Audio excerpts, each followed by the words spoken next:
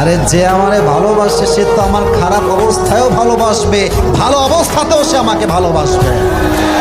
আর যে আমাকে আজকে আমার অবস্থান দেখে ছেড়ে যাবে, ও আমাকে ভালোবাসে, আমার অবস্থানকে ভালোবেসেছে। আর যে আমাকে আজকে দুঃসময়ে হাত ছেড়েছে, এটা প্রমাণ সে কখনোই আমার যোগ্য ছিল না। যেই মেয়ের দেখে ফিদা হয়ে গেছ, ওইটাই আসল ব্যাটার অপশন নয়। দুনিয়াতে আরো সুন্দরী মেয়ে এখনো বাকি আছে যুবক ভাইয়ারা।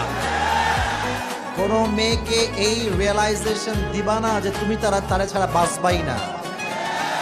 যদি কোনো মেয়ে তুমি বুঝাই দাও তোমার ছাড়া আমি বাঁচবো না, তোমার খোদার কসম বাঁচতেই আর দিবে না দুনিয়াতে। যেই মেয়ে বলবে আমি কিছু বুঝি না, আমার কেউ নাই, আমি একা, বড্ড একা, দাল মে কুছ কালা তো জরুর হ্যায় ওয়াহাঁ pay.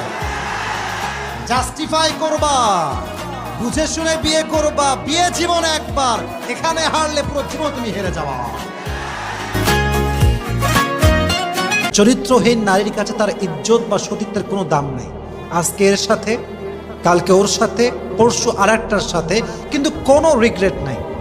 Enjoy enjoy enjoy enjoy your life. তাদের কাছে সতীত্ব বিলীন করা এটা হচ্ছে স্মার্টনেস।